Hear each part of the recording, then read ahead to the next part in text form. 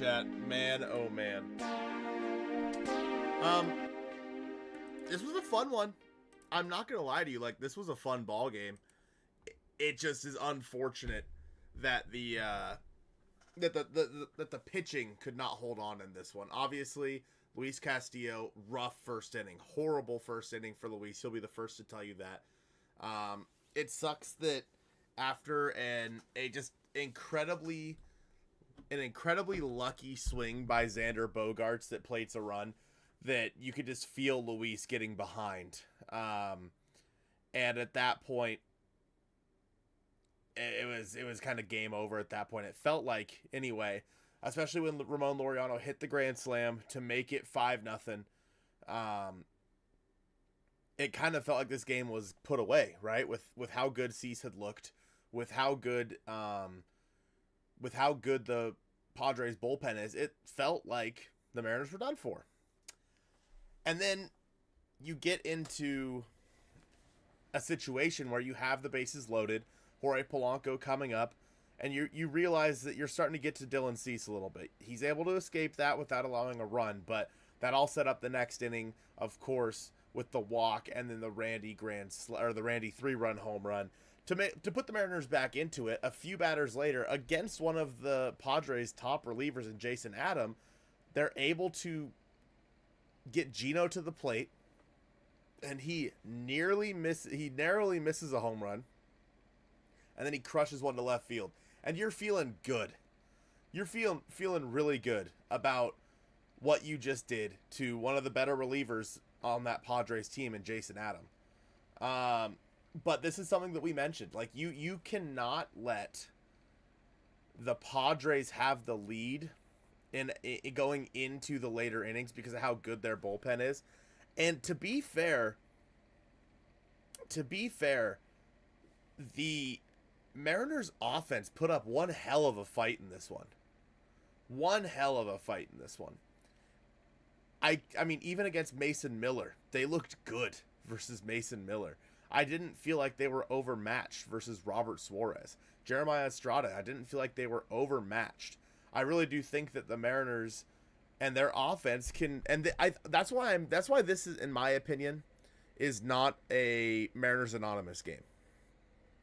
I don't think this needs to be a Mariners Anonymous game because that's going to happen, right? Games like that are going to happen. It's a bummer you couldn't win it, but the Mariners showed that they can hang with a team that you could probably consider as World Series, like, I wouldn't say favorites, but at least a team that has a decent chance to go to the World Series in the San Diego Padres, a team that's vying for first place in the National League West with the Dodgers. Like, they're playing toe-to-toe with the Dodgers, and you just played toe-to-toe with them. You have to take something from that. You're going to have tough losses like this, but this is not one of those. This game specifically is not one of those ones that I'll look back on at the end of the year and be upset about. And that's 2 days in a row now that the Mariners offense was able to pick their pitcher up. How many times have we seen the pitchers try to pick up the Mariners offense? The Mariners offense just hasn't been able to come through.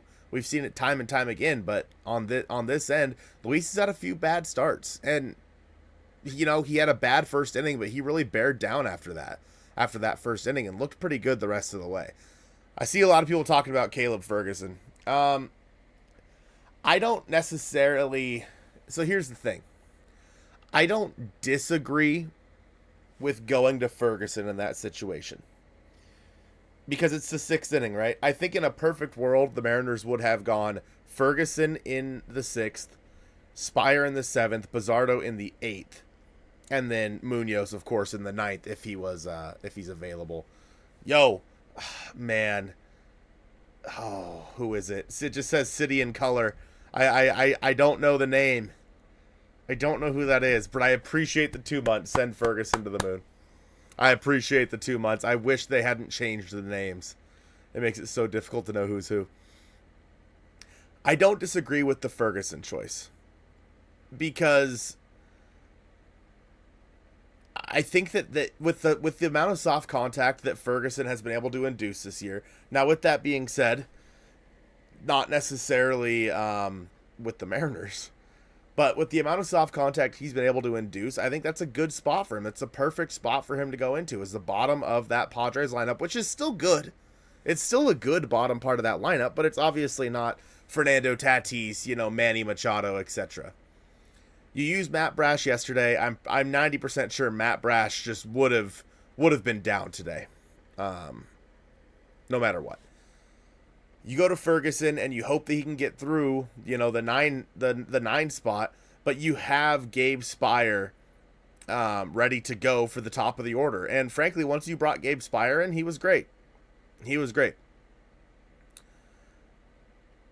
5 gifted and the $2. Goodness gracious. 5 gifted to West Coast, to Wade, to Bubba, to Nick, and to Mr. Guarded from the Marine Corpsman.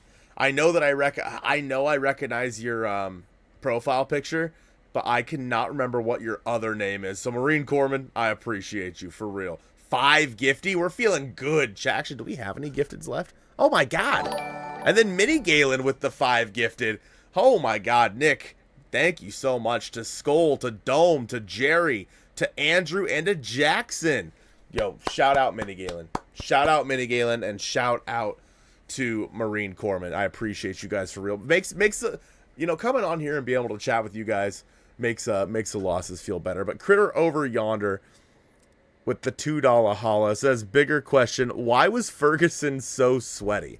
It's hot as hell, man. I'm sweaty right now. I got my fan going. I had my AC going. I'm sweaty. Yeah, I think that, unfortunately, Ferguson had to face 3 batters. Unfortunately, because of the rule, he had to face 3 batters. And he just has not impressed me so far, unfortunately. I had this conversation with Jeff Nooney over on Twitter. If you guys aren't following Jeff, please go follow Jeff, part of Circling Seattle Sports. But, I mentioned that he has a 2.5 ERA or whatever with the Mariners. But his FIP is at a 3.87. His line drive rate is up 20% from what it was before. And keep in mind, this is only over 10 innings pitched, but nonetheless, Wang Chung with the $9.99 just says, let's go Mariners. Top D of the day from Wang Chung. Yo, bro, I appreciate that. Hello? You guys are going kind of ham sandwich after that game. Ham sandwich? Woo. Yeah, I don't know, man. Ferguson, you need another piece in that bullpen, especially because of how often the Mariners have had to rely on Brash and Munoz. Brash has pitched a lot recently. Munoz has pitched a lot recently. This is a big if, chat. If Emerson Hancock can come up and be anything out of the bullpen, I will be over the moon. Because the Mariners need it. The Mariners need another dynamite arm in that bullpen. And the movement that that Emerson Hancock can induce on some of his pitches, I'm pretty bullish on that. Obviously, he just needs a few more innings. But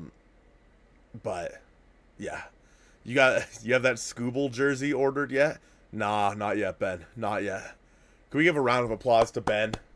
Ben, Detroit Dojo, became a father recently. Round of applause. Round of applause to Detroit Dojo. JP, thank you, Marine Corpsman. When did YouTube change my name from JP? It's a new update they rolled out where your name is still there on your channel, but it shows me your at instead of your it shows me your at instead of your actual name. Yeah, I'm down for Tyler Cleveland to get a chance as well, get that funky arm angle in there. I don't know. I just, the good news for tomorrow, chat, you have Brian Wu on the mound versus Yu Darvish. Darvish has been quite bad this year. He's coming off of an injury. We know how good Brian Wu has been. We know how good he was in his last start. You feel good about that. Your bullpen, Matt Brash didn't go today. Andres Munoz didn't go today. You have both of them available tomorrow for sure.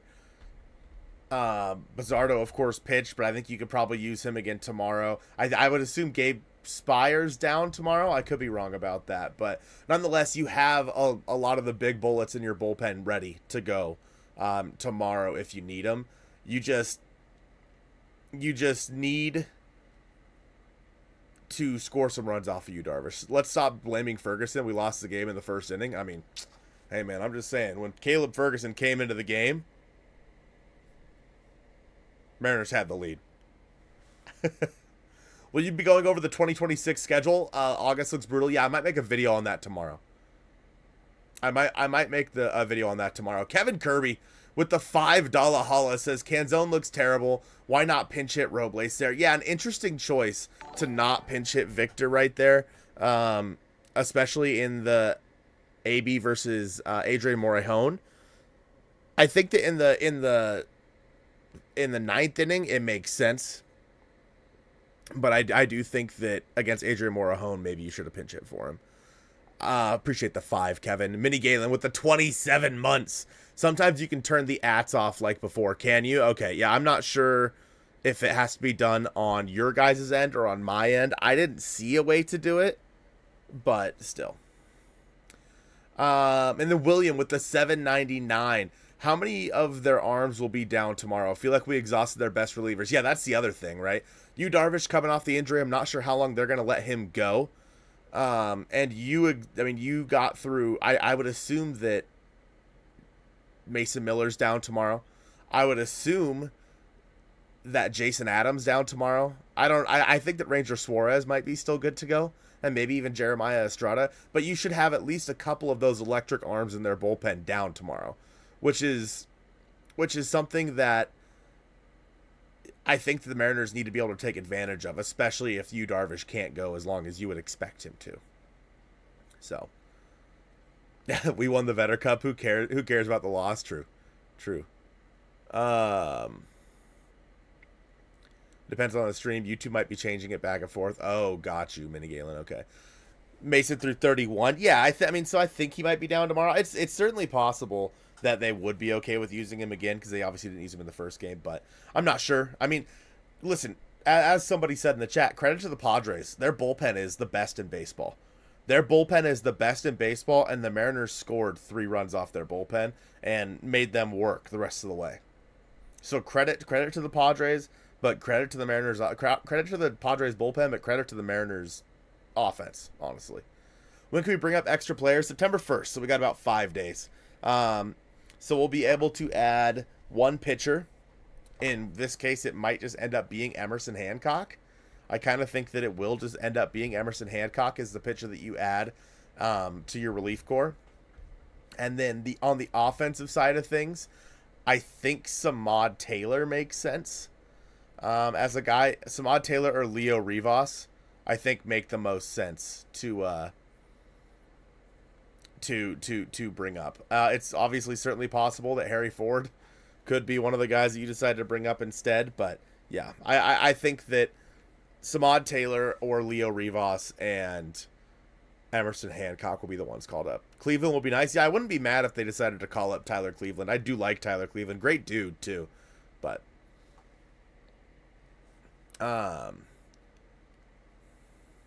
yeah, pitching just didn't help tonight. Yeah, that's very true, Reese. Yeah, we should bring up Harry Ford, but Rivas, he's been near 500 OBP. Samad Taylor, yeah, I mean, I feel like, you know what, here, let's make a poll, chat. Let's make a poll before we get out of here. We'll go, who should the Mariners call up? Leo Rivas or Samad Taylor? I'm gonna let that poll run for a couple minutes, chat, before we end stream. But so just make sure to vote in the poll. I'm interested. Taylor has some pop for a little guy. He does. I mean, his first major league hit was, I think, a walk-off double. Do you think the Mariners should try and bring back Polanco next year? Yeah. So Polanco's an interesting choice because he has a vesting option. But I believe it is a mutual vesting option. Let me go take a look. Jorge Polanco contract. So I Bleav it's a mutual vesting option, which means that he can decline it.